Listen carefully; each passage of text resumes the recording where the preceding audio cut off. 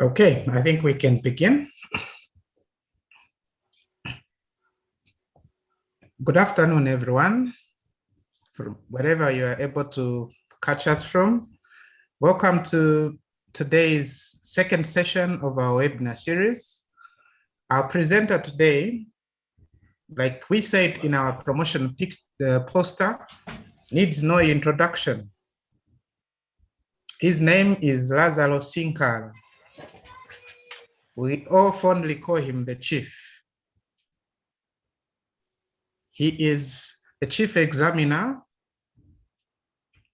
of English Paper 1.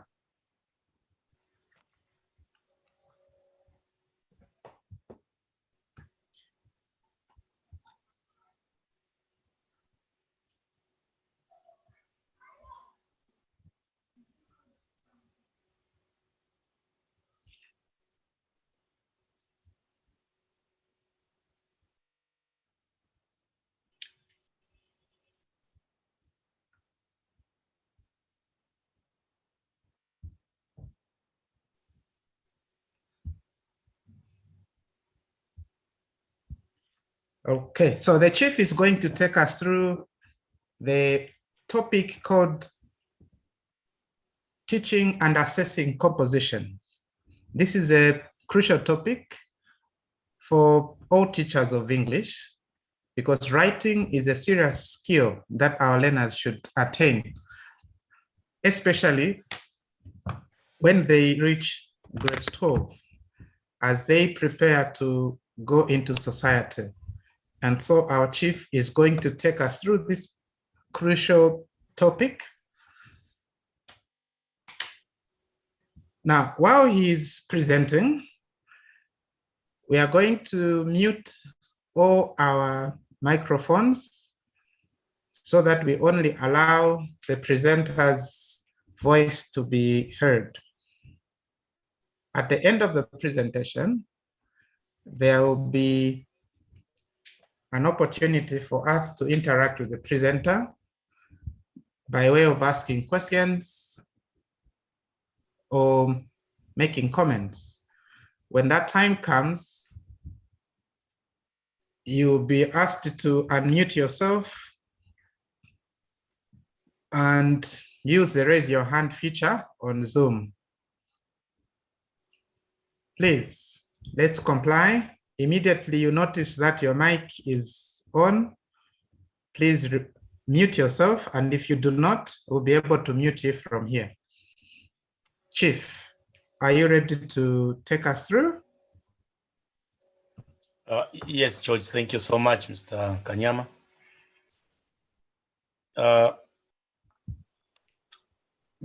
Is it afternoon or evening? Doc, is it afternoon or evening?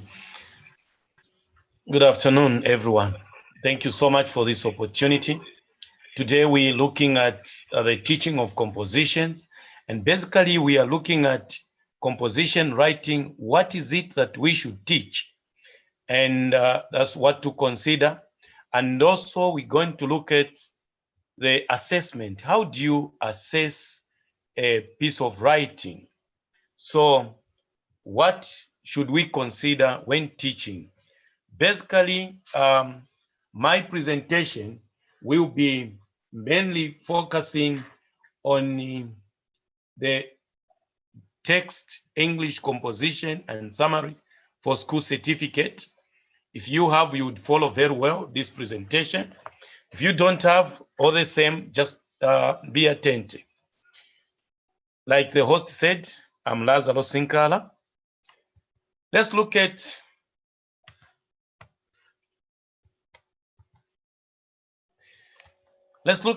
the compositions.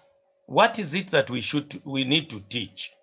First and foremost, we need to know that there are 4 types of compositions. There are only 4 types. We have the narrative, we have descriptive, we have discussive, and we have the expository composition. These are the only 4 types of compositions that we have. One may ask, what about letter writing? What about article, report? Those are not types. They are rather topics in composition, which can be written from any of the 4 types that are there. So we'll begin by looking at the narratives. When it comes to narratives, we know that narratives are stories. What should we teach in order to achieve the objective? We know that a narrative is a composition that tells a story, such as fictional works, novels, short stories. These are examples of narration. Now, with regard to narrative, what should we focus on? The first thing that we need to focus on is the interpretation. When you are confronted or when you want to teach narrative, first teach the interpretation of the topic. There are only 2 types of interpretations. A topic can be interpreted either literally or metaphorically. The literal interpretation is when you literally interpret a topic word for word the way it is. For example, the unwelcome visitor.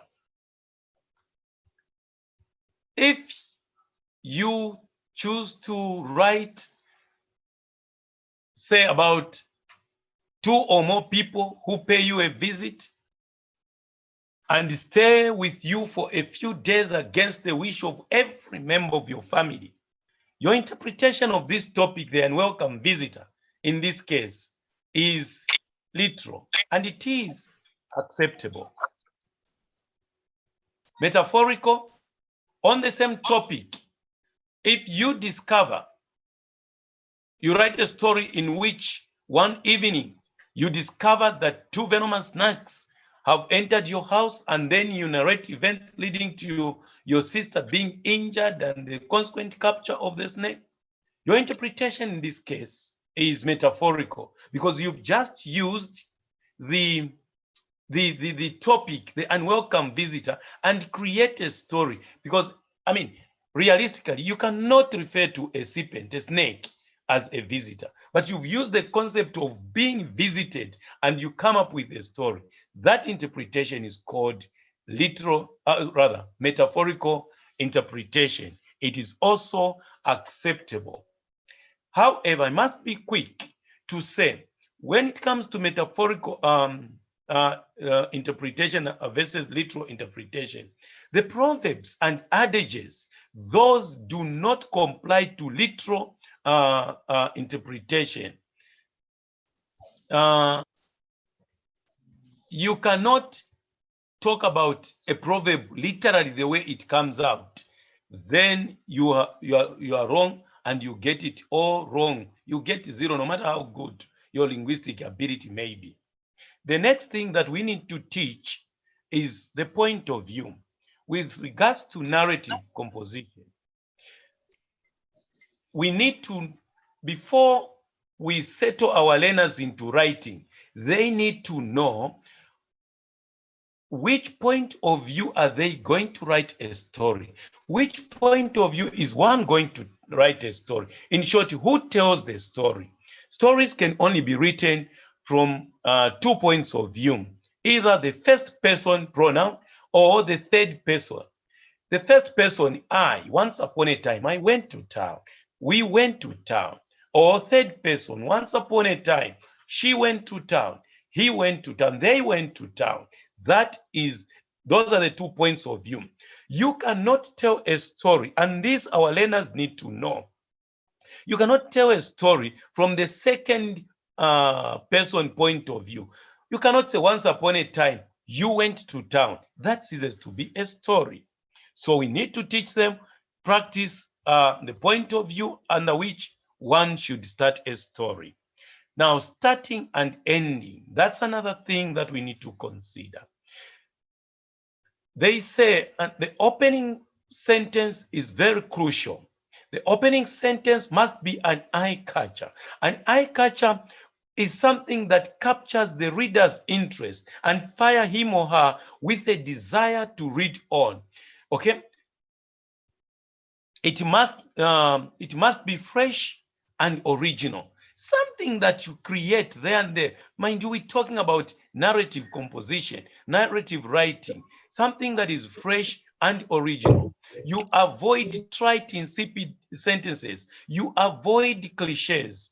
Cliches are phrases grammatically correct, but they've been overused with time and they've ceased to be interesting. One of them is the one I'm using, once upon a time. It's no longer interesting to begin a story with once upon a time. Beginning the story by defining the way they opened the window, the cool breeze entered. So many people have started their stories with that. It's no longer interesting. So be original, okay? Be original. How do you end a story? By finding a way of resolving the situation, the conflict, in a satisfying or challenging way. Sometimes leaving the reader guessing. That's how you end the story. Some of examples of well-started, sentences, natural. When we look at the third bullet, she cried and cried until she died. Now imagine you reading a story. You're tired, you reach home, and you pick this story, and the very first sentence says, she cried and cried until she died. Definitely, that is very original. That is very catchy. It's an eye catcher. It will compel you to read on. The cops winked at me during body viewing. A story begins like that. You definitely be compelled to want to read some more and find out what happened next. They say the ending of one story is the beginning of another. Okay? For example, look at how in Chinua Achebe Things Fall Apart, page 144, how Chinua ended that particular chapter. Said, he wiped his machete on the sand and went away. Imagine that's the end of the story. Imagine how many stories one would write out of that. If we gave this as a beginning of the story to 100 people, 100 various different diversified stories would come out. So we teach step by step these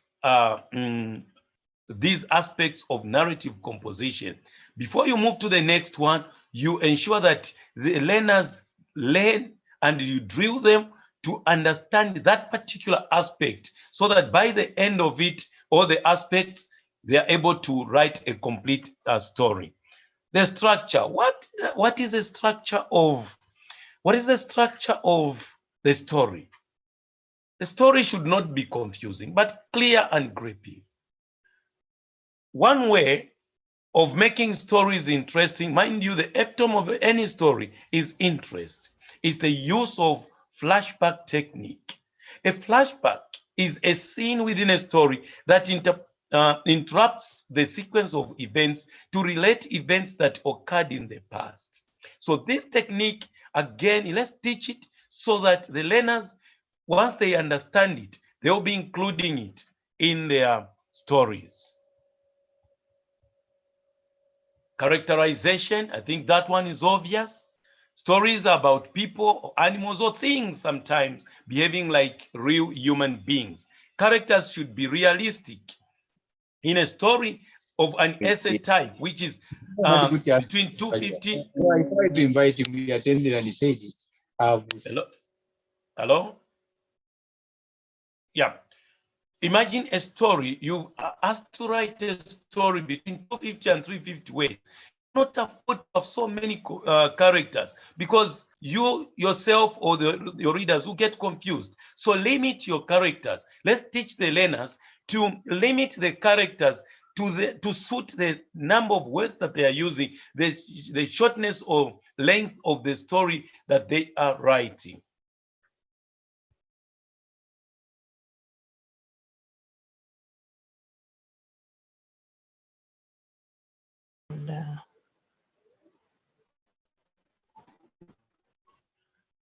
Suspense. One of the ways of making a narrative essay gripping is the use of suspense.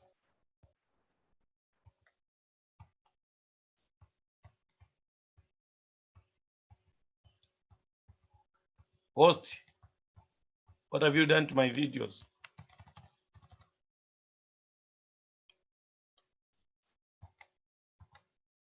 Hello, host. Hello, host. Hello. Hello, host. My slides cannot move. Your slide cannot move. Slides are no longer moving. I think your laptop might be freezing.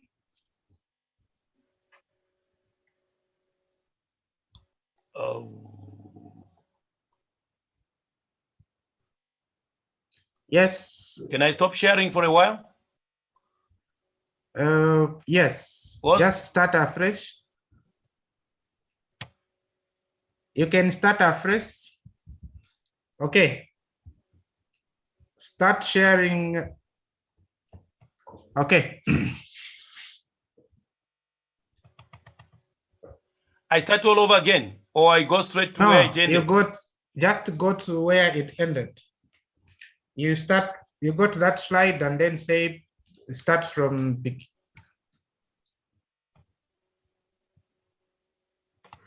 Okay.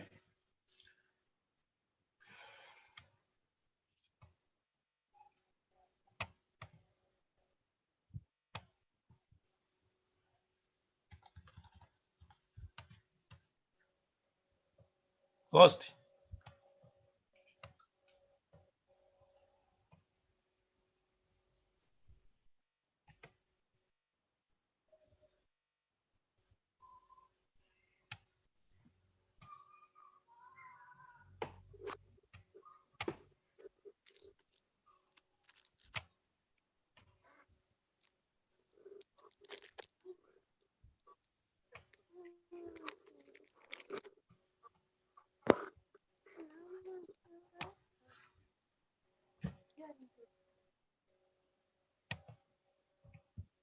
Yes, Chief.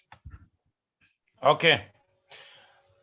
Sorry about that. Okay, we can continue. So we're talking about suspense. One way of making a story gripping and is the use of suspense. Now, suspense is the feeling of tension or anxiety about what may happen. Okay? It is a feeling of anxious uncertainty about the outcome of events in a literary work. So we need to teach our learners and let them practice the use of suspense, okay, in order to make a story interesting. Let's look at the example.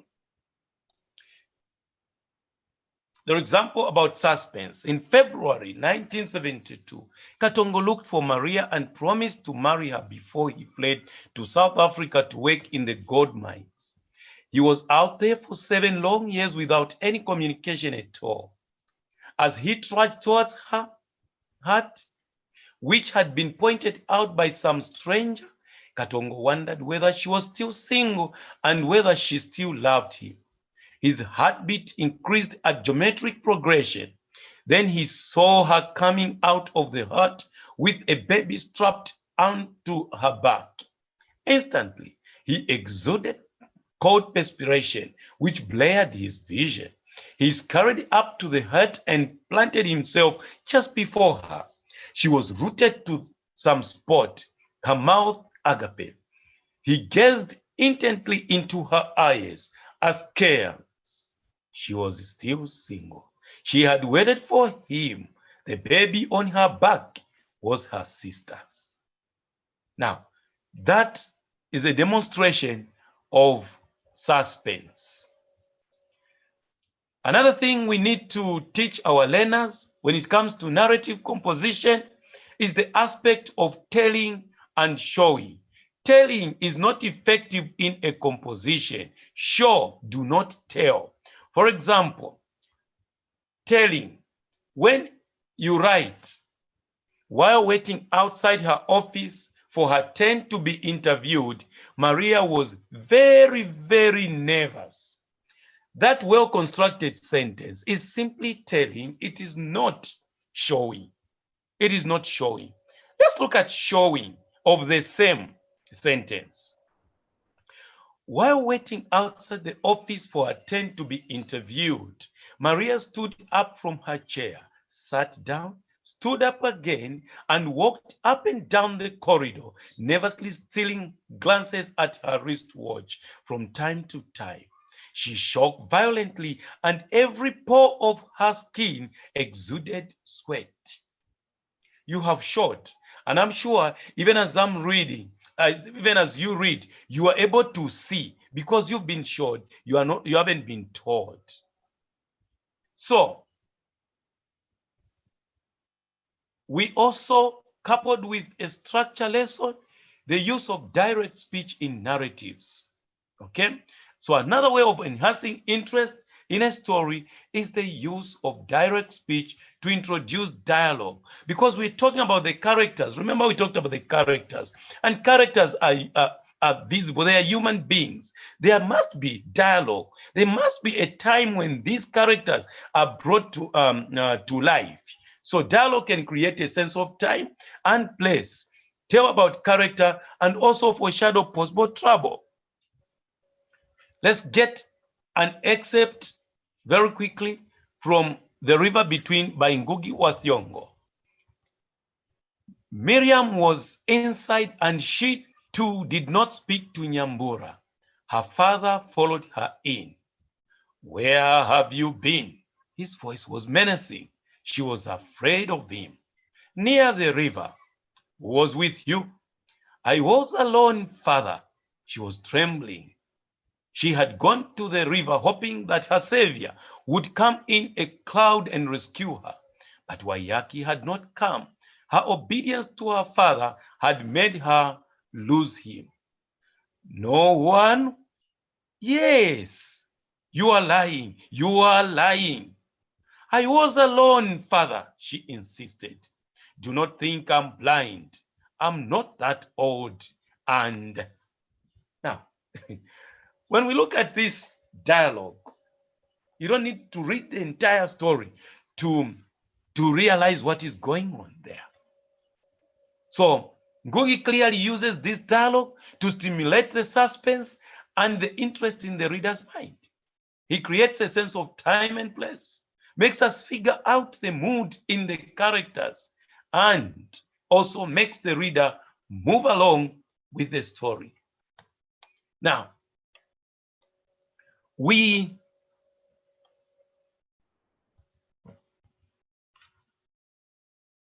when we teach all these aspects, then we have completed the teaching of narrative, and we are set with our learners to test them, to let them write very good stories, because they'll practice all these things, because you've taught them step by step, and they should bring out all these in one essay. Let's move on to the next type of composition, descriptive. A descriptive composition is one that requires you to describe a place, a person, a scene, or an event. A good descriptive depends on a creation of vivid word pictures. We are talking about creating a picture in the mind of the reader. In order to do that, and in order to teach effectively the descriptive composition, what should we focus on?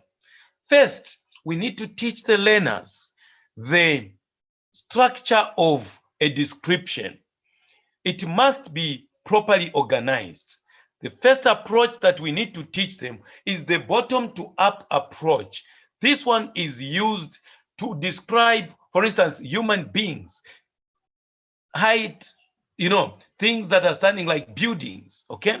So if you are to describe a human being, you use this approach, bottom to up approach, or vice versa, up to bottom. If you are describing a human being, you start from the bottom, the legs, you move on to the knees, you move on to the bosom, the chest, the shoulders, up to the head. You don't haphazardly put up that description. Far too near used to describe the places, okay?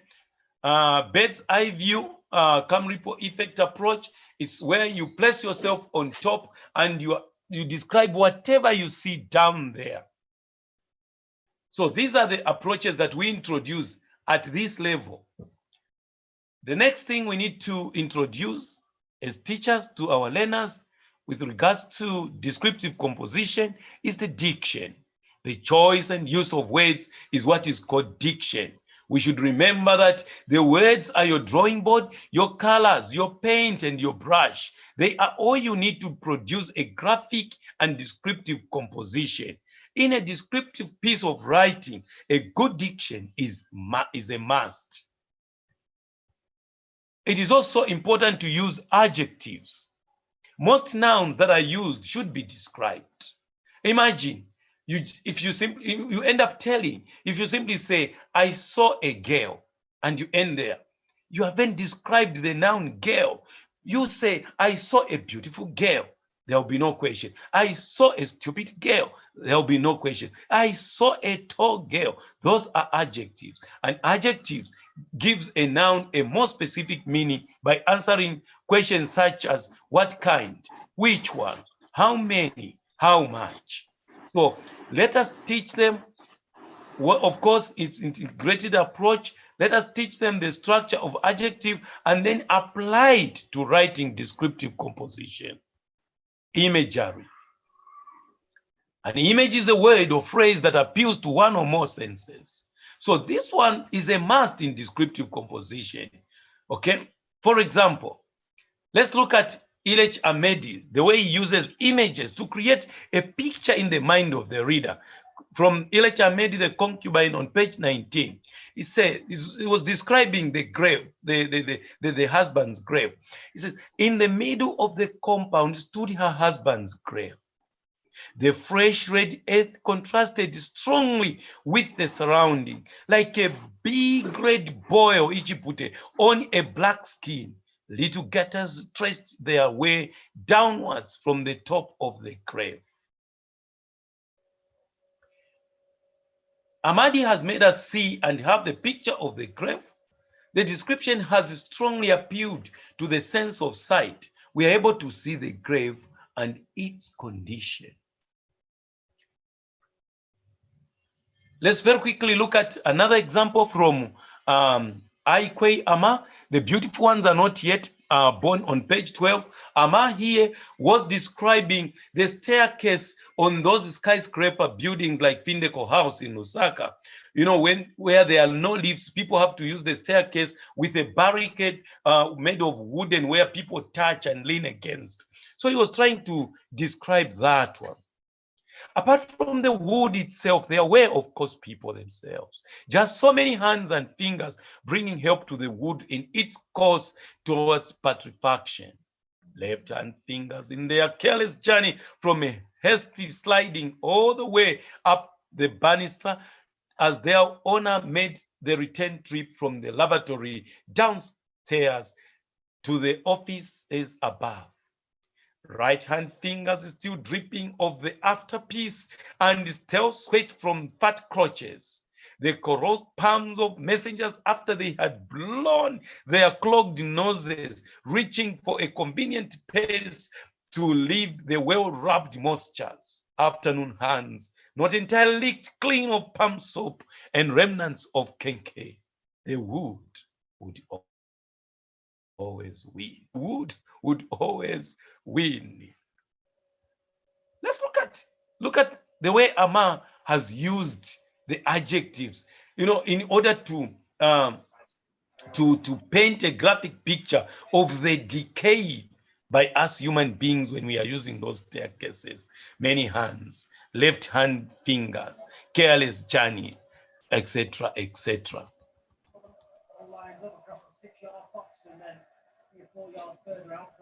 Here, when we look at Ama's text, the sense of sight, smell, and feeling are realized. We can see the movement of the hands. We can smell the patron from the lavatory. we can feel the unpleasantness of the environment. So we use the adjectives in order to create the images. Equally, the use of figurative expressions. A few apt figures of speech will make your descriptive writing very powerful and lucid. Similes, metaphors, personification, onomatopoeia, etc. Let's look at the simile. It is a direct comparison between two things which are like or unlike in one respect, introduced by the word like or as. Let's remind our learners when we're teaching simile that it's not every time when you use the word like or as that makes it a simile. If you say Mary looks like her mother, or Mary is like her mother, that doesn't make it a simile. Why? Because Mary indeed is like the mother. She has all the features that the mother has. Okay? She has all the features that the mother has. And after all, there's even that resemblance. So that doesn't make it a simile. A simile, if you say Mary is like a snake, yes, that becomes a simile, because you cannot compare a human being. A snake does not have a nose, two legs, you know, so that makes it a simile.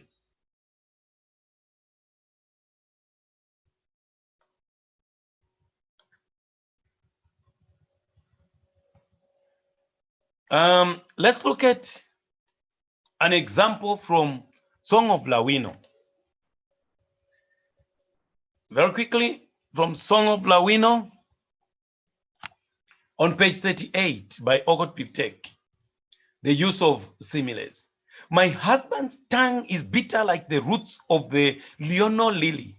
It is hot like the of the bee, like the sting of the calangs. Oko's tongue is fierce like the arrow of the scorpion, deadly like the spear of the buffalo hornet.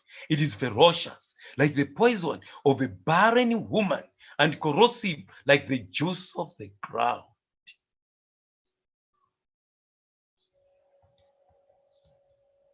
Let's look at the metaphor. It is an implied comparison between two things which are alike in some respects. If you say she is a snake, that makes it a metaphor. He dwarfed everybody in the crowd. That is a metaphor. Personification, human characteristics are human characteristics are attributed to something inanimate. The cold breeze whispered a few truths about nature in my ears. So, when you look at the use of metaphors, the use of personification, the use of similes in a description, then indeed you are painting a picture in the mind of the reader. Sound, the use of sound in order to enhance the picture in the mind of the reader. Use written symbols, not sound. However, arrange the written words in such a way that they create a specific sound effect. Alliteration, the repetition of consonants at the beginning of two or more words in the same line. God clear castle, the sound ka. Trust trek to take you there, the sound ta. Assonance, the repetition of the vowel in two or more words close together. Percy took the paper paste to church on Thursday. The sound is cha. Onomatopoeia, the sound of a word that imitates a well-known sound. Rather, the name of a word that imitates a well-known sound. Pata pata. If somebody says, oh, the thief was wearing pata patas, you don't need to start asking. You know that the thief was wearing shoes that were open and they were making that noise. Pata pata pata. Bang, popcorn. Let's look at a sample question. After we've taught all these and learners have understood them, they should be able to come up with very good descriptions. Let's look at a sample question and answer. Describe a place that disgusted you. The answer: the disgusting house. The place actually seemed fairly clean, judging from its surroundings. When the gates were opened, I could barely believe a human being could live there. One Monday morning, my mother told me to go and visit my uncle's house. I went at once, and by the time I reached his residential area, I was impressed by the general neatness of the neighborhood. I saw my uncle's gate open from a distance, and I ran towards it. When I entered, the sight of dead cats and dogs, broken windows, and long and untidy grass completely changed the imagination of his neighborhood.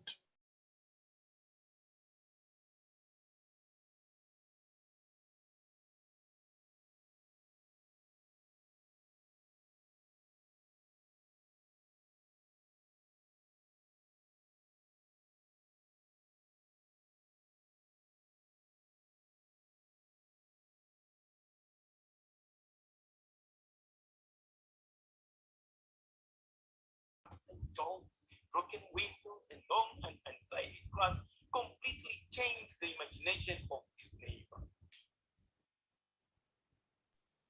Chief, you are frozen.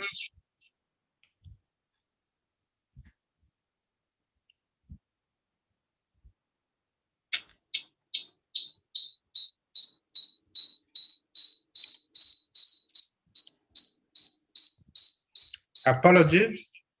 There seems to be a network failure on the presenter side. Just hold on.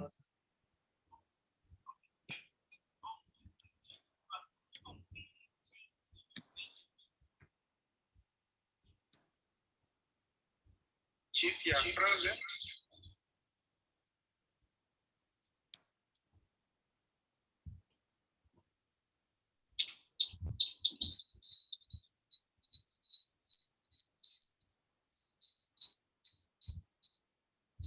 Apologies.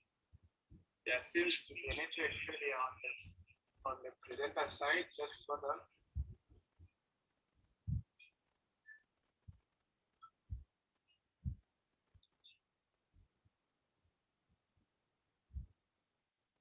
Chief, you are frozen.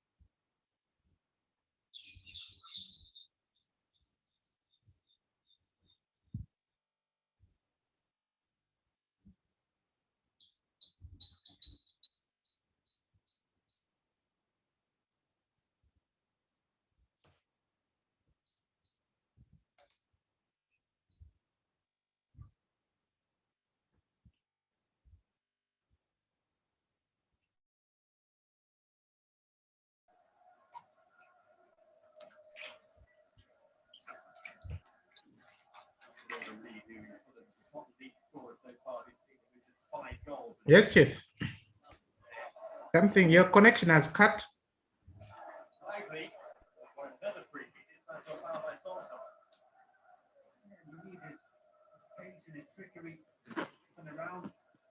When he plays, it's not the most mobile of strikers that's important.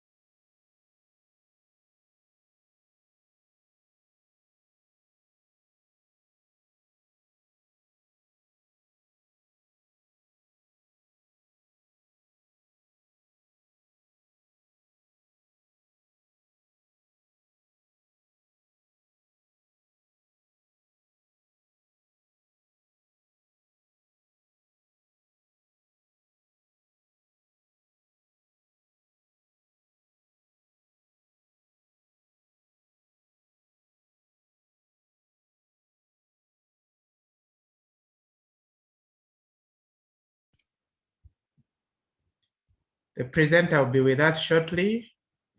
Please bear with us.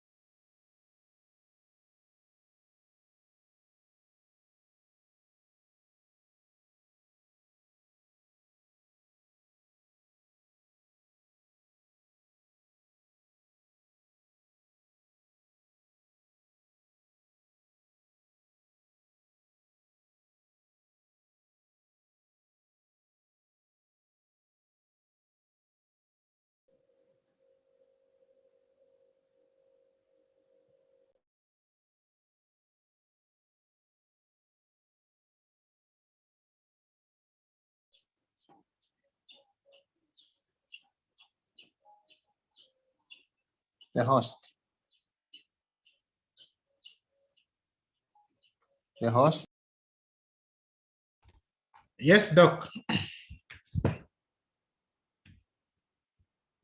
If he can unmute, I can still stream from here. He's actually out of the meeting.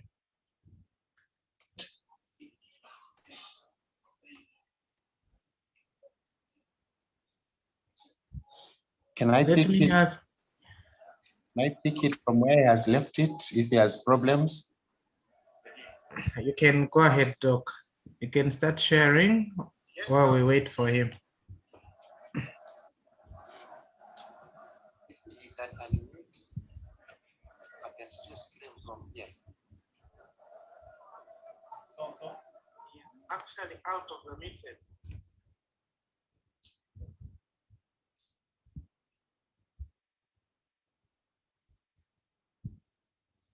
Can I pick it? Can I pick it from where he has left it if he has problems?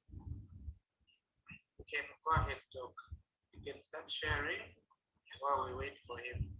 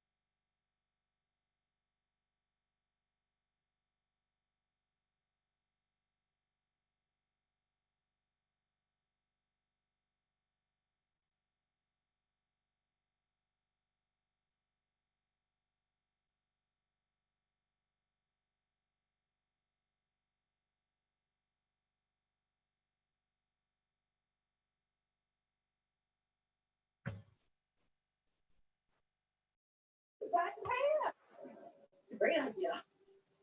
And I can use my powers. Hello? No, just go over and use your finger. You do anything my powers. Hello?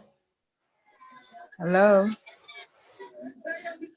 Oh, I'm so sorry. I was the network just cut. Host, how far did I go?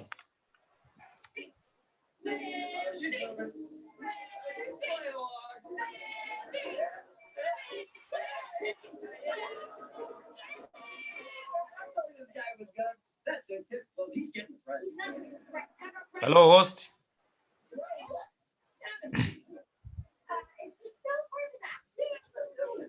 Host, Yes, Chief. how far did You went up to just after I think you are winding up with the description. Okay.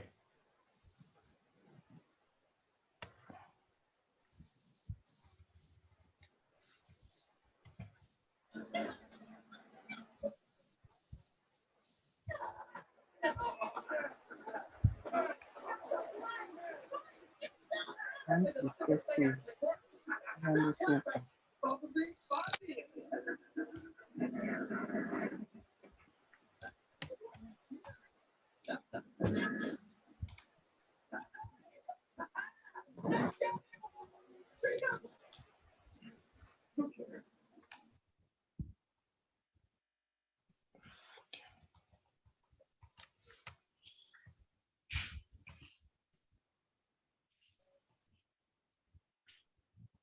The doc was trying to continue from where Okay, you had so left.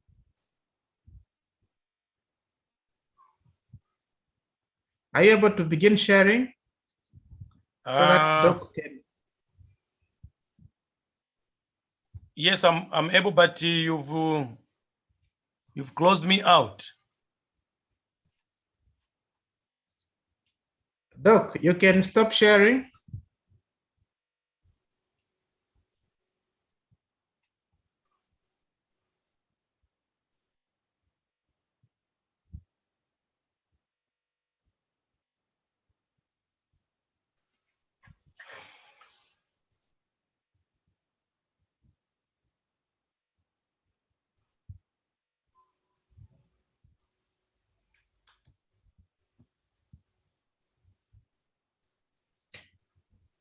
Just select stop sharing at the bottom. You click on stop share screen sharing.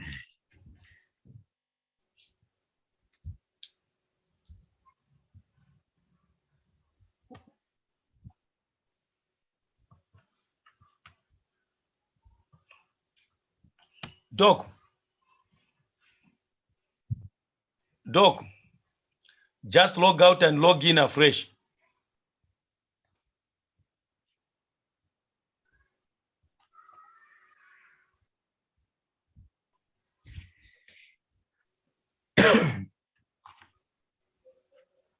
Okay, let me quit him. Come on.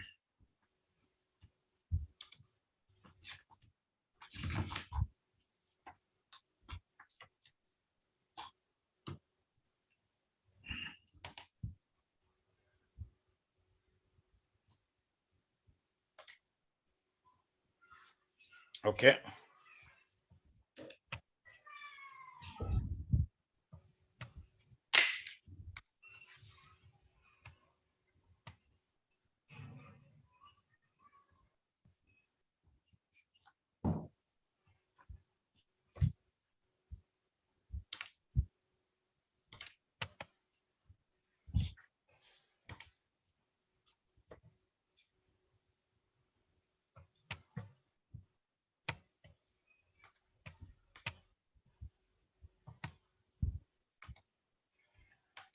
We move on? Yes, Chief. Okay. How far did I go? Did I finish reading the No, model we answer? were on paragraph 2, one Monday morning. Oh. Just pick it from there.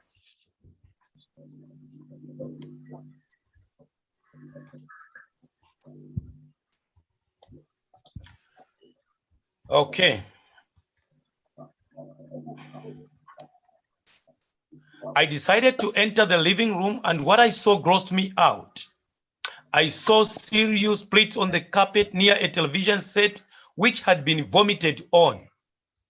In the corner of the living room was a small pile of porridge-like feces with big green houseflies hovering over it. When I went to the bathroom, the situation seemed to be worse. Immediately I opened the door. A smell of gym socks and rotten eggs eased into my nostrils and almost made me pass out. Pieces of used tissue paper were scattered around the floor like unevenly watered grass in a field. As if I did not have enough of the nasty house, I wandered into the kitchen, which was not better than the living room or bathroom. There was what seemed to be leftover food in the sinks, as though the sinks were the replacements of the rubbish bins. Being a place of food, it was very disgusting to see dirty underwear scattered around the kitchen floor like yellow leaves on a tree. The smell was unbelievable. And before I could look around even more, I quickly went to the main bedroom where I heard him snoring. When I entered the room, I had a struggled breathing because the room was warm and stuffy. The smell from the room was like that of a footballer who had a long and sweaty soccer match and took a long nap without first taking a shower.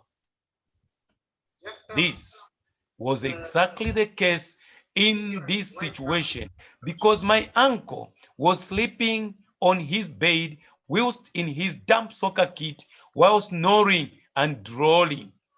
The drawer even formed a puddle on the floor next to his bed. I did not even bother to wake him up. I just left him a letter of greeting and ran straight back home, where I tried to forget the disgusting place, my uncle's house. That is recorded in English composition on page 33. Now, when we look at this composition, it's quite tight, but very clear indeed. We can use this as teaching points to our learners. It has several merits. Firstly, it is well structured. Paragraphing is good, and the description flows the chronological order of the writer's activities as if it were a narrative composition. This way, the writer has managed to give a concise and reasonably comprehensive description of the place. Secondly, there is a variety of vocabulary, words and phrases such as grossed me out, drooling, pedal. These adjectives add to the painting of the picture. The writer's sensitivity to detail gives a composition convincing authenticity. Like the writer observes the sight of dead cats and dogs. Sirius split on the carpet TV which had been vomited on. A small pile of porridge-like. Fourthly, there is a variety of sentences. There are simple, compound, and complex sentences which obviate monotony. So we teach them that when they are writing, they need to use all the 4 types of sentences: the simple, the compound, the complex, and the compound complex. Let's now look at, I'm trying to cruise so that we can have an interactive at the end discussion. Discussive or persuasive writing. With discussive composition, it is also known as argumentative composition. And actually it is proved to be a more difficult type of writing than descriptive and narrative. The writer usually arrives at a conclusion by reasoning.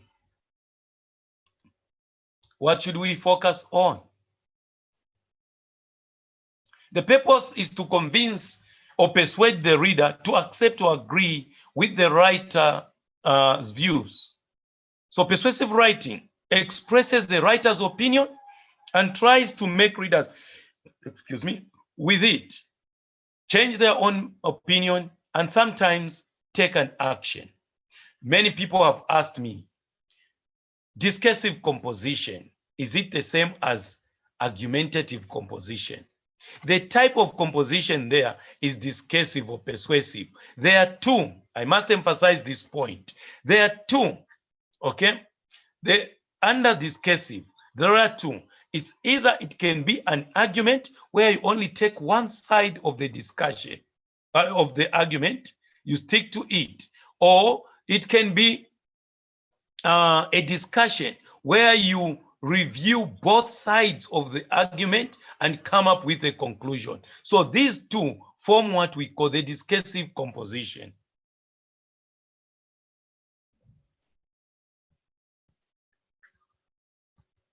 So what should we focus on?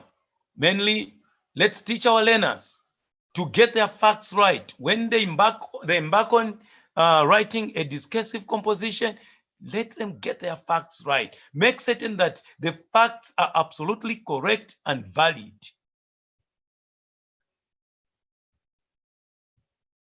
Let them plan their argument. Let them not present the facts haphazardly.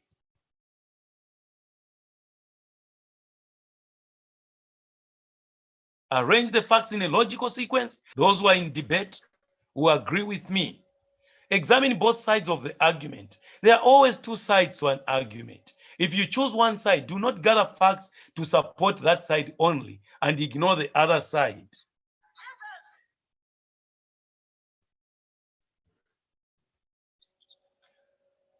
So examining both sides of the argument enables one to produce a balanced argument, and it gives the impression that you know the weakness of the opposition very, very well.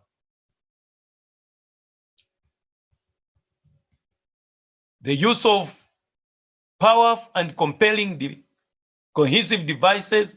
This one is a must in discussive composition, more so in an argument.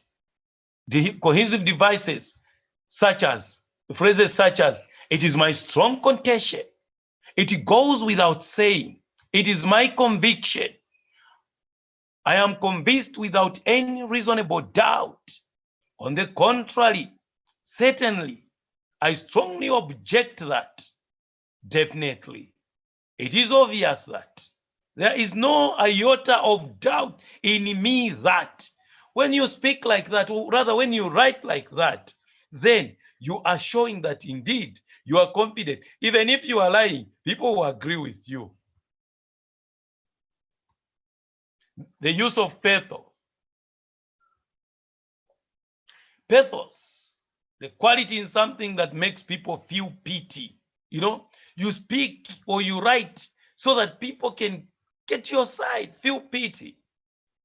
A popular technique by orators and writers alike to connect with people on an emotional level, which is often far more moving than logic or reason. So this should be a topic on its own, the pathos. Let the learners come up with a number of pathos so that they can use it. So pathos is also sometimes akin to a fallacy when it's used only for the purpose of convincing an audience of something, even when there is no evidence to support that conclusion. At times, there can be an element of manipulation. When you use pathos, you know, there's an element of manipulation. Pathos can be extremely powerful and in persuasive composition. For example, if a writer, your child writes, if my allowance isn't increased, I won't be able to go. What is there?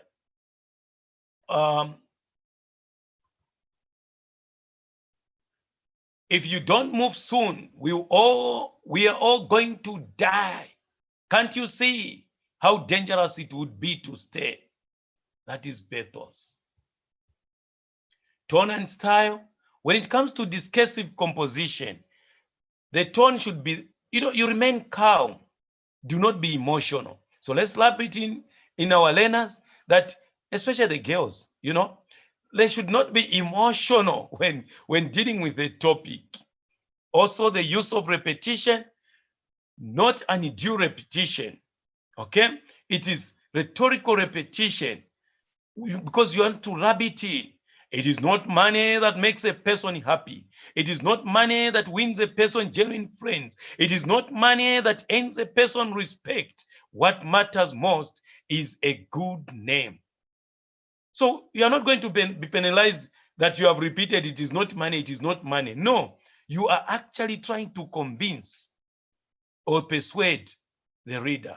The use of rhetorical questions, pastors, especially modern pastors, are very good at using rhetorical questions. These are questions used to advance an argument without demanding an answer from the reader or listener. For example, under such circumstances, did you honestly expect us to go ahead with the conference? People all say, no. What's the matter with the teachers of nowadays? Let's look at the teaching of expository. The teaching, I must be very quick, and most people have asked me after reading the book, they say, but there seem to be, you've repeated the material. The teaching of expository composition is not very different from discussive composition, persuasive. Expository writing is what you use to give directions, explain a new term or idea, compare one thing to another, or explain how to do something. Now, with expository composition, you are simply exposing the knowledge over something that you know.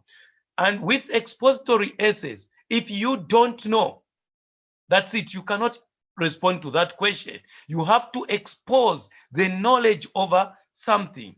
I always give an example of the computer. If somebody asked me, can you explain the internal components of a computer and how they coordinate and work? I know how to use the computer on the surface. Here, inside there, I don't know. I'll end up calling a part a fuse. I'll end up calling a part a plug. I'll end up calling a part a mouse. I don't know. So I cannot answer such a question.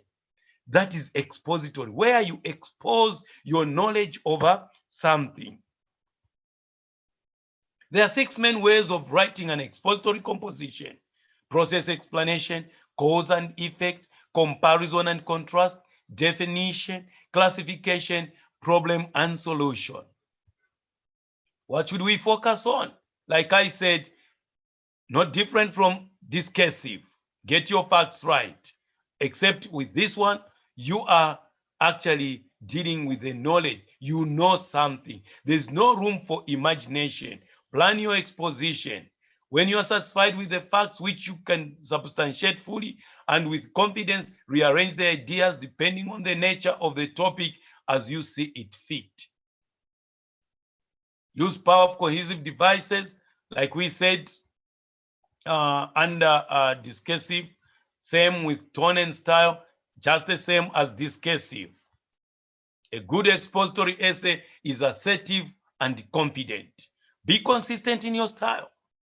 If you choose to be semi-formal, do not suddenly switch over to being very formal halfway through the essay.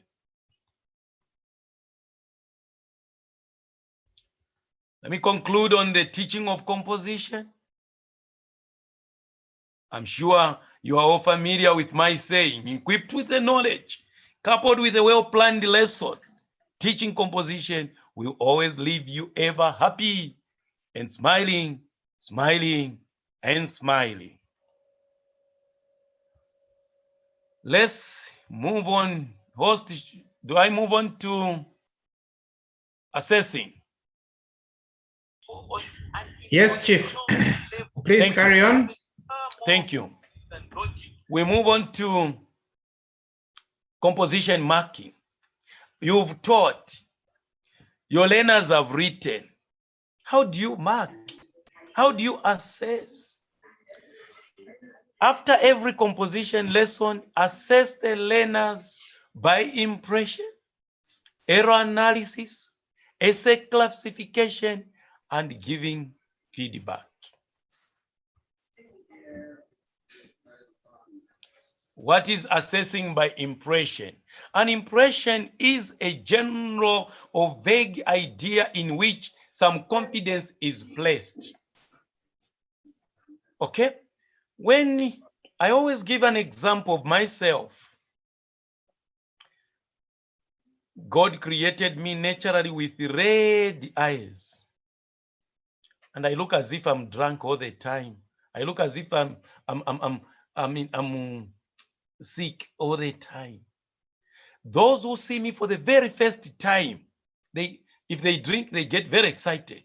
And they form an impression, rightfully so, rather wrongly so. From their point of view, rightfully so, they form an impression to Akumanya Chakoro. We've met a drunkard. We are now going to, he's a very good man. We are going to drink. Okay? That's an impression. They formed that impression about me, and I don't blame them. Okay? So that's a general impression. This we attach even when it comes to composition marking. The impression that you form out of a script, that is very important. So when reading through a composition, form an impression. For instance, if a learner has opened with an eye catcher and it captures you, the impression you form there, and as you even used all those things we were talking about, direct speech, the use of telling and showing, the impression you get is that this is a very good script.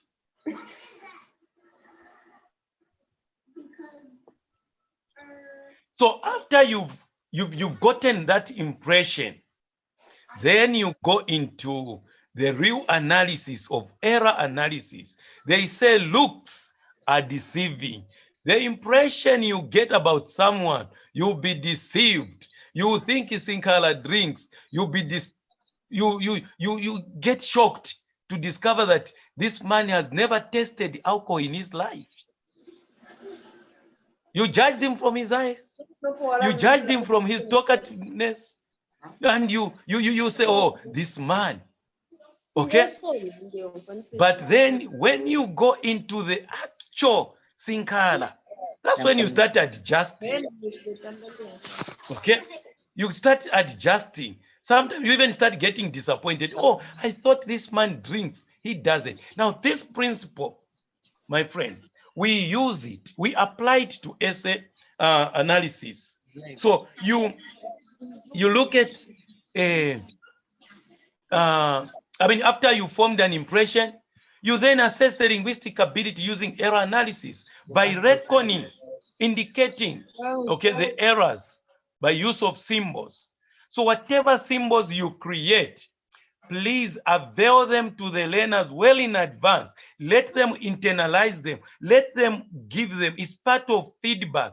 So that when you indicate an error, a learner should not start asking, what is the meaning of this? So that should actually be, for me, it has worked well. That is the first thing. I give them all the symbols that I'll be using in my analysis, so that they are able to internalize them.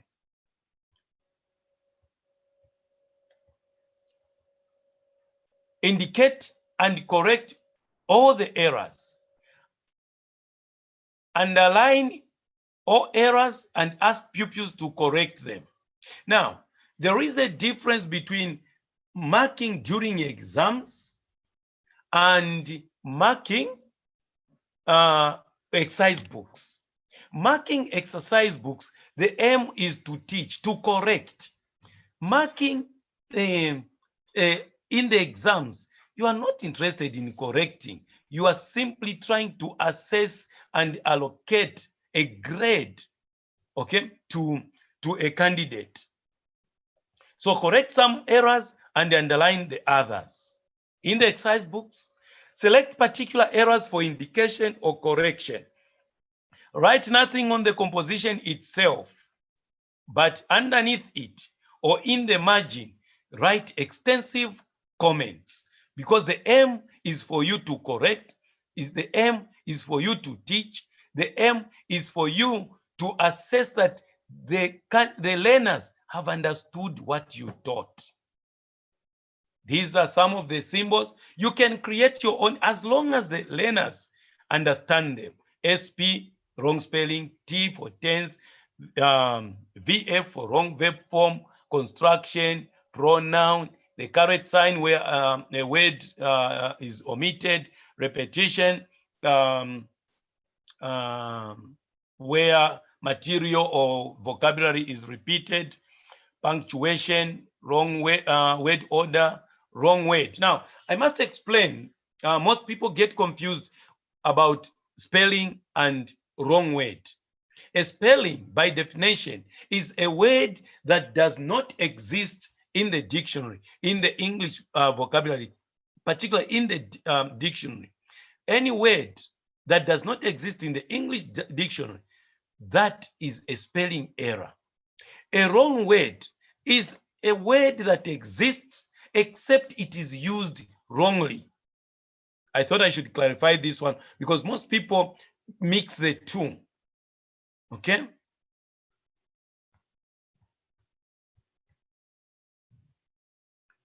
NP and para, new paragraph and paragraphing. Again, these two are slightly, they are different. Let's not confuse them. New paragraph is when a learner does not indent. By going by our syllabus in Zambia, it identifies only indentation, no block paragraphing. So it's only indentation. So if a learner does not indent and they just write in one single paragraph from the first word to the last word, okay, where you identify that they were supposed to split and begin a new paragraph, you put the line, you put a line there and you indicate NP. You are showing that this is supposed to be a new paragraph. However, paragraphing has nothing to do with the new paragraph. Paragraphing is when, for instance, Elena mixes the block paragraphing, okay, uses the block paragraphing, skips a line in order to show the paragraphing, or the learner, instead of indenting, begins a new paragraph quite okay, but without indenting, the discourse is the word is right on the margin.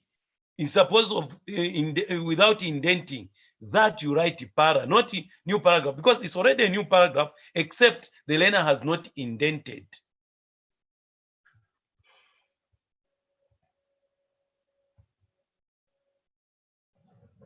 Wrong expression, irrelevant, the article, wrong article, construction, run-on sentences. Now, it's not all long sentences that are run-on. Run-on sentences are only when ideas, there are so many ideas within one sentence, punctuated with a comma and the and. That one qualifies to be a run-on sentence. Now, when you have indicated these errors, after reckoning them, mind you, you had already judged. You had already judged Sinkala as a drunkard. By the time you get close to him, you discover, oh my God, this guy is a Christian, a practicing Christian. The impression changes. You've done the error analysis. That's what we do. Okay? That's what we do. So you've marked this script. The first impression, you got impressed because this learner used an eye catcher and then you say this is a very good script. Then when you start the error analysis, you discover this learner does not know how to spell some words. This learner uses wrong words. This learner does not, the impression already changes. You thought he was a good learner. No, it changes. So that change, okay, the composition is then classified according to classes A to D. Okay, so the impression you form will qualify you to make it either A, B, C, or D. What are these classes?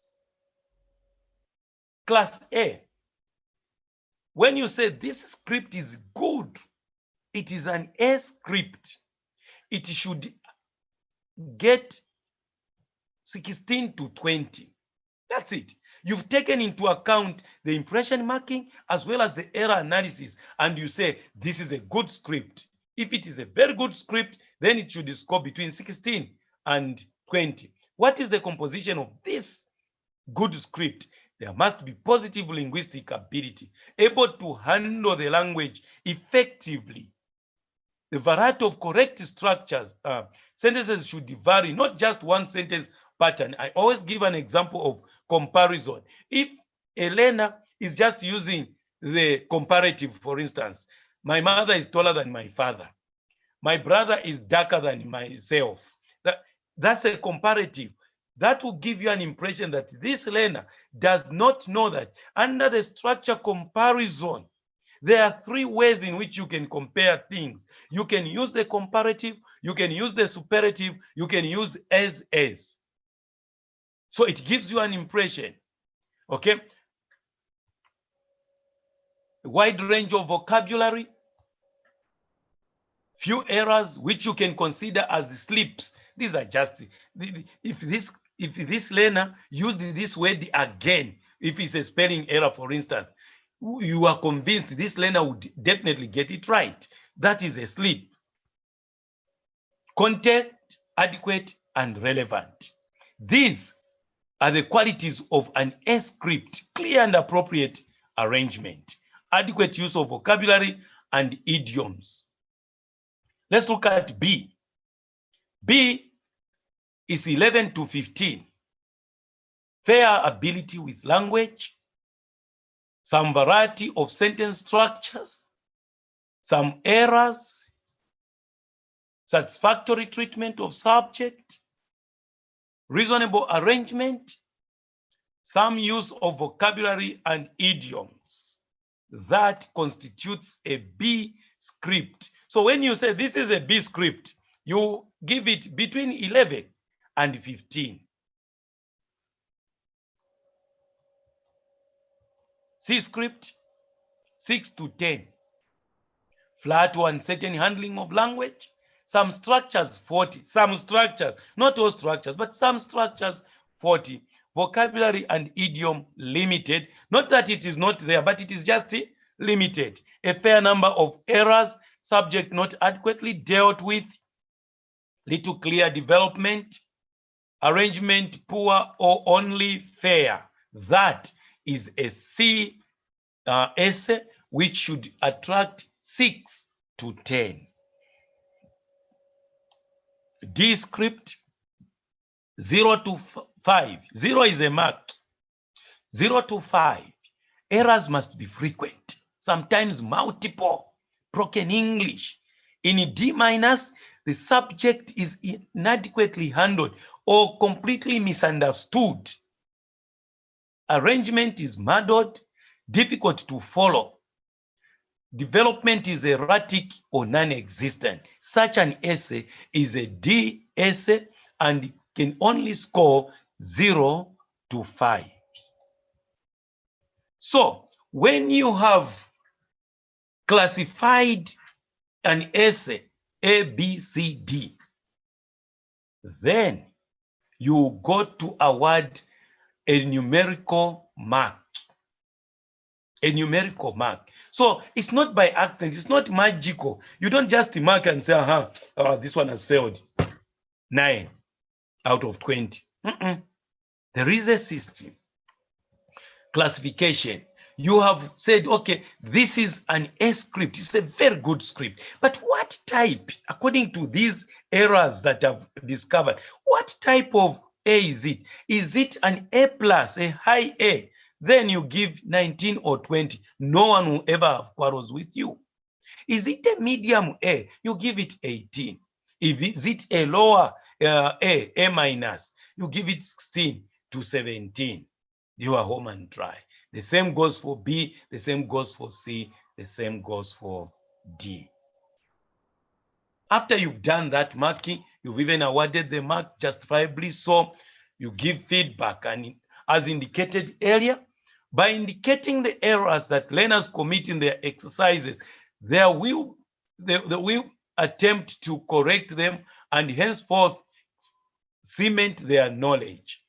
Because you've indicated SP, wrong word, whatever, they'll attempt. Don't rush into correcting. Yes, correct some of them, but the majority of them, just indicate the errors and give them and tell them to rectify those errors.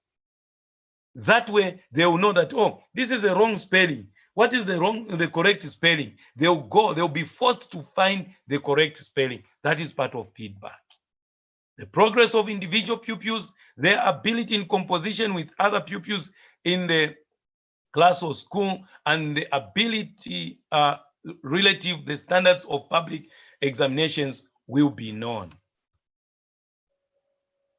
The references that we can use: Rod Ellis and Brian Tomlinson, Teaching Secondary English, a guide to teaching of English as a second language. We can also use Lazaro Sinkala, English Composition and Summary for School Certificate. Thank you so much for your attentiveness. God bless you all. I'm Lazaro Sinkala. I'm open for interaction now. Thank you, host. Thank you, Chief. And thank you, everyone, for your patience through our technical challenges. We can now go straight into questions and comments or contributions. You can raise your hand and the system will alert us. After that, you ask you to unmute yourself so that you can make your contribution. Any questions or contributions? Thank you, everyone, for your patience through our technical challenges. We can now go straight into questions and comments or contributions. You can raise your hand and the system will alert us. After that, you ask you to unmute yourself so that you can make your contribution. If we have a challenge in finding the raise your hand feature, just unmute yourself and start talking.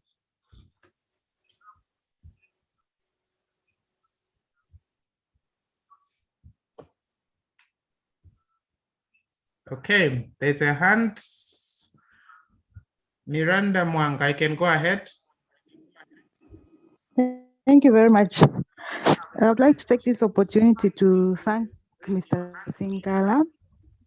It takes a lot of time to prepare, but the fact that he prepared, we are grateful and we've learned a lot.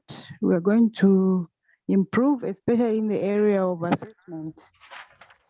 Half the time, like he said, we just guess to say, I'm going to give 10 marks, 12 marks. But personally, I've learned that there's a system, a script, B script, C script, and D script. Thank you so much. Thank you, Madam Mwanga, for that. Doc, you have a hand up? Host. Chief, you want to respond?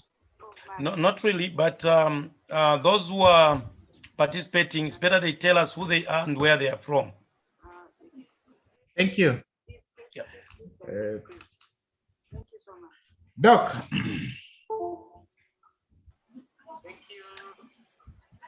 Hello. Hello. Hello. Yes, Mutinta. Yes. I'm Pinta from Lusaka, Kamlanga Secondary School. I have a question on discussive composition. Yes. On where the children have to, where you have to write write on both sides. Now, how do you do it? You write positives and negatives, and then you compare the two. I have a question on discussive. Mutinta, are you done with the question? Yes. Okay. That is a discussion.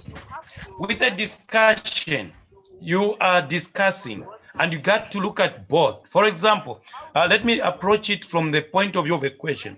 If a question came and said, a boy child is disadvantaged in Zambia. No, let me say, yeah, a boy child in terms of education opportunities is disadvantaged today. Discuss. That topic, you know, is very provocative. You are not going to just take one side in discussing it. You look at, yes, a boy child is disadvantaged and bring out the points. At the same time, you are going to say, no, the boy child actually is not disadvantaged and bring out the points. Then make a conclusion. It's only the conclusion that will show which side you seem to incline to. But otherwise, you are supposed to bring both sides. Have I spoken well, Mtinta? Disadvantage and bring out the point. At the same time, you are going to say, no, the boy child actually is not disadvantaged and bring out the point. Then make a conclusion. Hello, go ahead. Yes, I've understood clearly now. I put it to explain to the pupils the time I was teaching.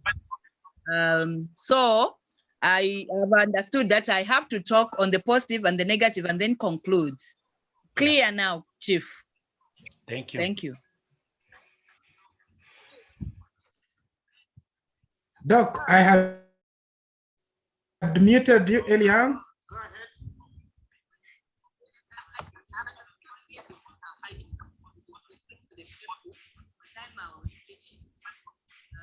So I understood that I have to talk on the positive and the negative and then conclude. Clear now, Chief. Any other question or comment? I have a question as well. Maybe. Good evening. Sharon, this is yes. Sharon Theory. Yes, good evening, Sharon. From Chibuyundi district, Nabondo. Wow. Yes, I just need clarification. Up to now, I'm still not sure what that paper for last year, this section B, what it was. Others have continued to say it was supposed to be a speech, expository. I need to confirm with you.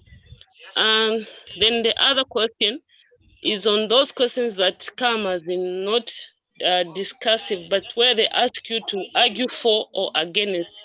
Do we take the same structure for discussive where you do both parts, or it's also supposed to have its own structure? Thank you. Okay, Sharon, I'll begin with the second question.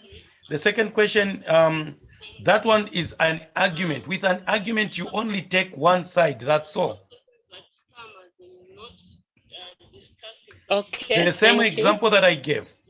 A boy child is disadvantaged in Zambia in terms of education opportunities. Do you agree or disagree? You only take one side. If you agree, you are going to bring points only to agree with this notion. If you disagree, you are going to bring out the disagreement points to disagree.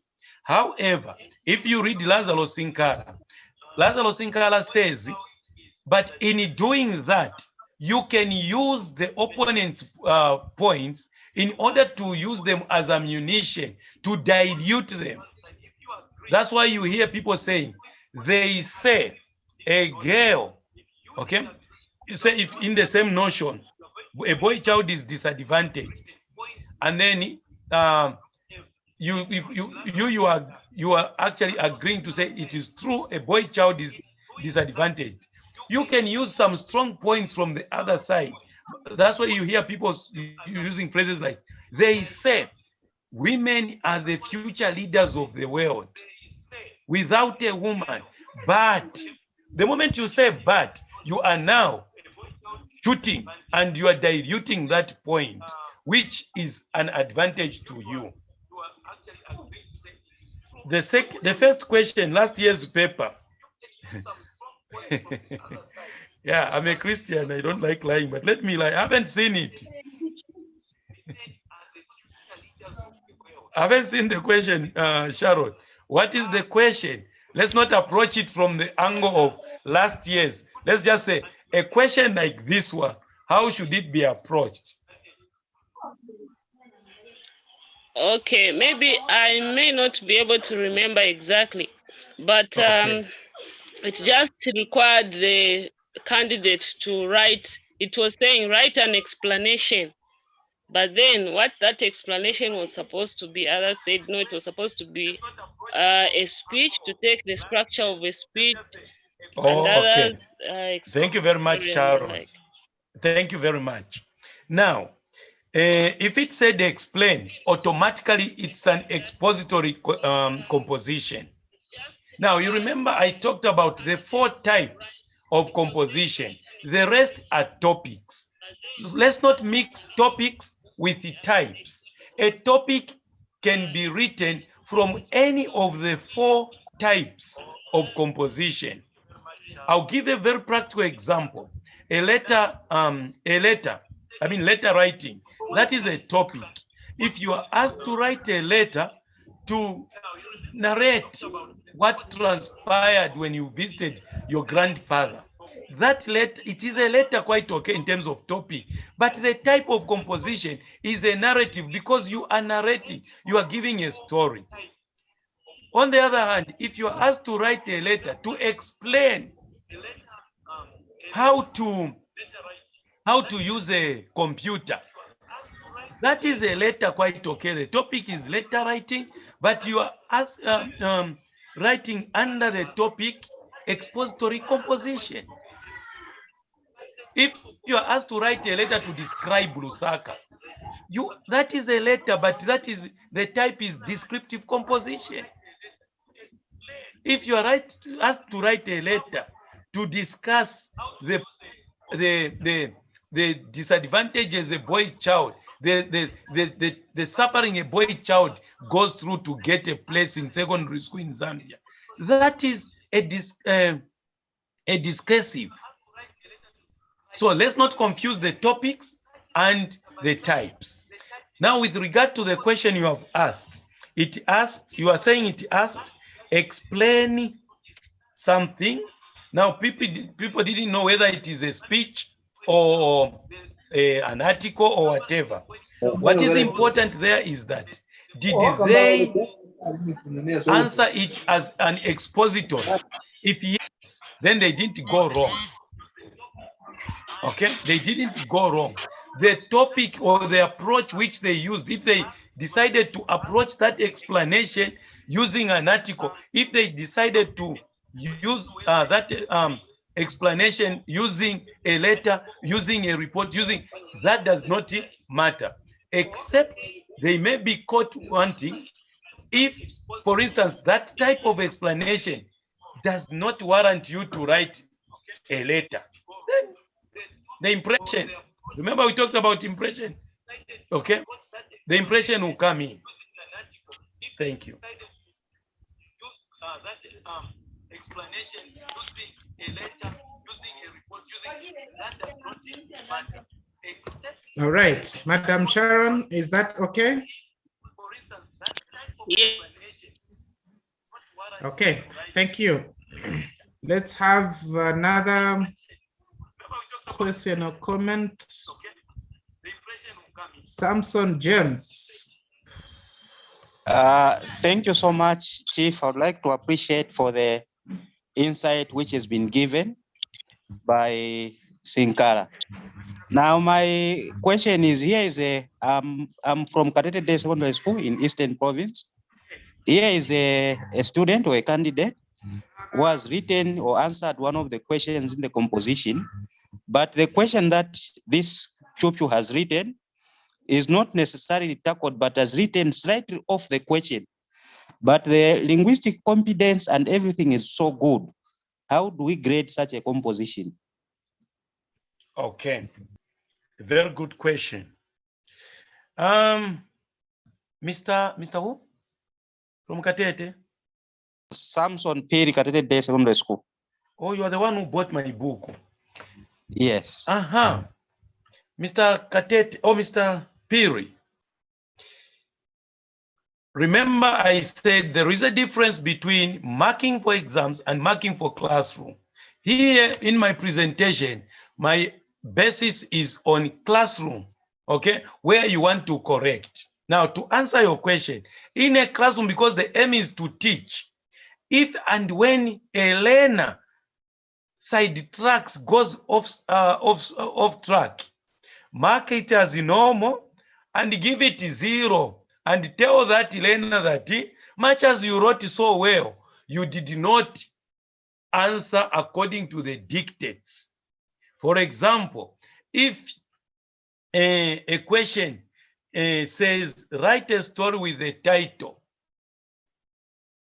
A Snake in the Grass, the one I've used in the book, A Snake in the Grass, and the pupil writes how very beautifully, all the spellings correct, but is writing about the actual snake, how it attacked the whatever, and how it was running away from people when they wanted to kill it.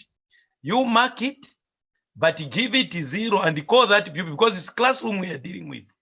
Give it 0, or maybe if you want to be lenient, give it 5 out of 20 and call that learner to give feedback to say, look, if you had answered this correctly, you could have gotten 20 out of 20, but you did not answer the question, so you got 5 or you got 0.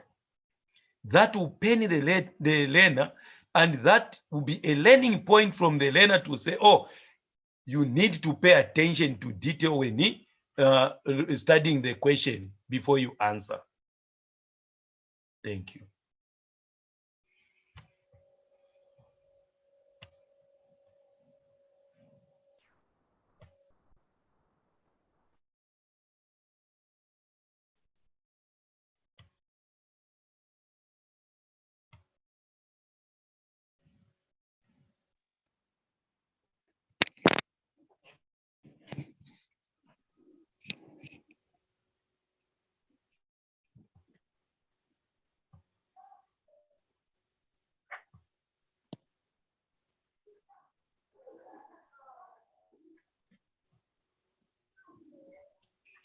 Miranda Mwanga, go ahead. Thank you very much. Miranda again from Kitwe. Wanted to find out from Chief, when you are doing the error analysis, do you correct every line as long as there's a mistake?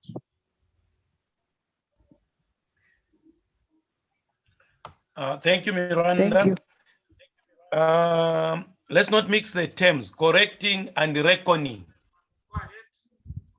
Yes, you are talking about reckoning. Now, correcting, like I said, correct some, leave the bulky of them for the pupil to try to correct them as a way of learning. But reckoning the errors, you just have to indicate. You underline, you write SP. You underline, you write construction. You underline that one you need to, so that the learner can go and sit down, because they have internalized the symbols. They'll go and sit down, SP. Oh, so this is a wrong spelling. What is the correct spelling? That way they will be forced to teach, and they will never repeat the mistake.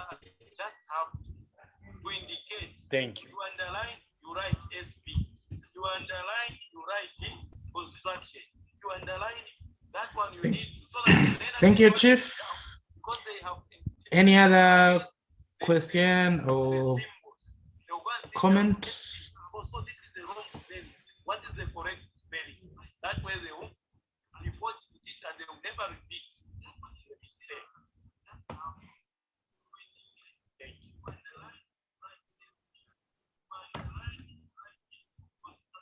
Any other question? Thank you, Chief. Any other question or comments? Doc, welcome back.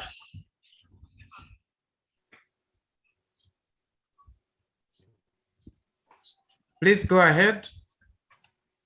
Hello, good evening. This is Christopher from Gazibe.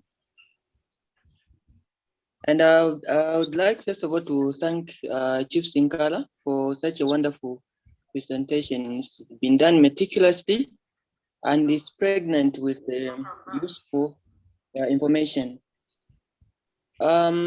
Chief, I would wish also that you would also comment on the use of language, particularly formal and informal, as to which discourse types may constitute formal language and how formal language, that is official, publicly used language, can be employed alongside informal structures. Because this is in my experience with learners that they seem to use language indiscriminately, not being able to distinguish between formal structures and the informal expressions, and using them. So how can we help our learners in terms of, as we are presenting these discourse types, and in terms of what kind of language necessarily to use, and how and when they can proactively formal and informal language. Thank you. Okay, thanks, Chris. How is Lundazi? We are fantastic. Okay. Formal versus informal. First of all, it's a pity. I don't know how I can do this. I've recorded somewhere in the book that all academic writing, writing for examination purposes, is academic writing is formal by nature. However, there are certain facets. When we say, for instance, write a letter to your brother, narrating whatever, that's an informal letter, right? Now, being an informal letter does not necessarily mean you should go flat out using informal expressions, because this is an academic piece of writing. Okay? So as much as possible, let us stick to teaching our learners to use formal language, not street language, not informal language. Okay? There are some informal expressions that, yes, can be acceptable because they are there and they are acknowledged in the dictionary. Okay?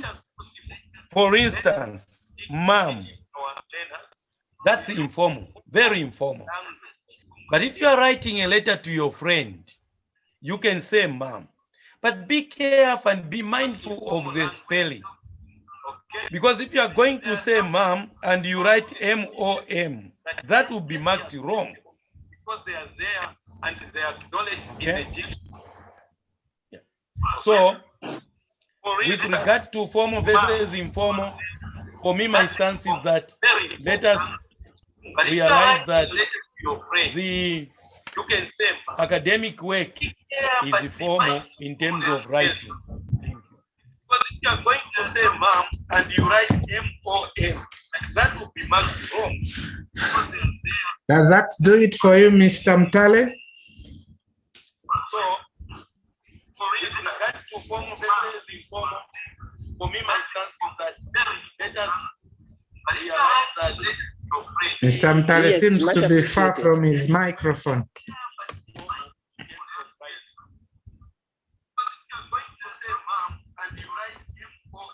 Oh, I am actually right here. Does that do it for you, Mr. Mtale?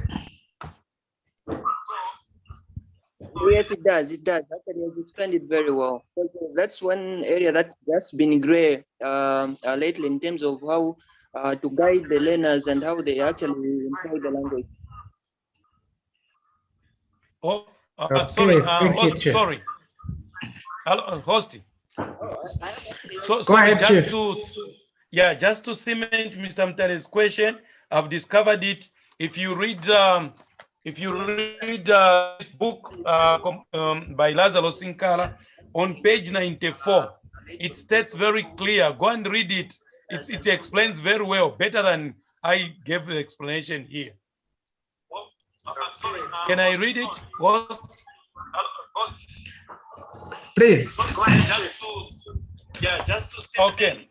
If you look at page 94, those who have this book right now, it says, much as it is an informal letter, colloquial expressions and words should be avoided because the letter in a class exercise or examination is an academic piece of writing which is going to be examined and graded. End of quote. Okay. If you look at page 94, those who have this book. Very clear. Any other question or comment?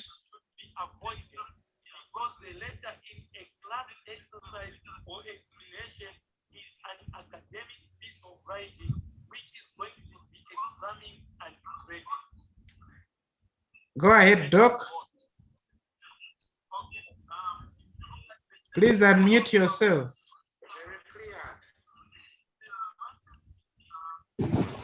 Thank you, our moderator, our host.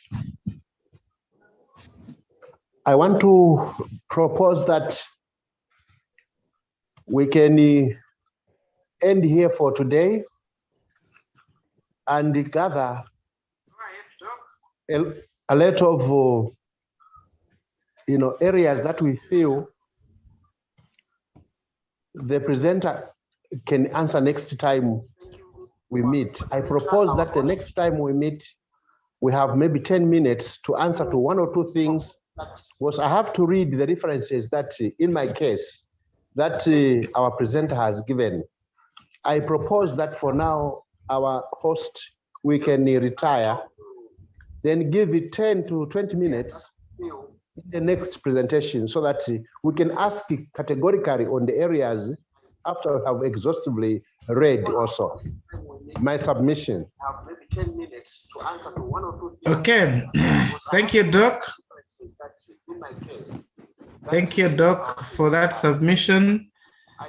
There's a hand from Mr. Samuel Ndlovu.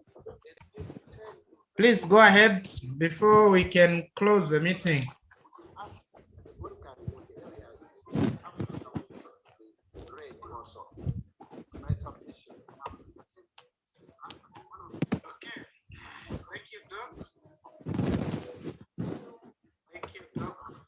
Submission. There's a hand from Mr. Samuel Ndlovu. Please go ahead before we can close the meeting. Okay, Mr. Samuel Ndlovu has gone. I'd like to thank you first, Chief, for this meticulous presentation. And I'd like to thank the audience for sticking with us. And we apologize for the technological hiccups that we faced along the presentation. But be sure to join us again next week for another exciting presentation on teaching spoken language in form of speaking and listening. As Doc put it, we'll provide some time for people to ask questions if there are any. If you want, you can put the questions in writing and send them to the email that sent you invitations. Thereafter, we can give Chief ample time to prepare for responses on that day before we can get into the new presentation. So thank you, and please keep logging in. This program is here to help us during these difficult times of the pandemic to just get to interact and share knowledge and the skill in our teaching to better our practice. Thank you so much once more, and good night, everyone. Thank you. Thank you. And please keep logging in.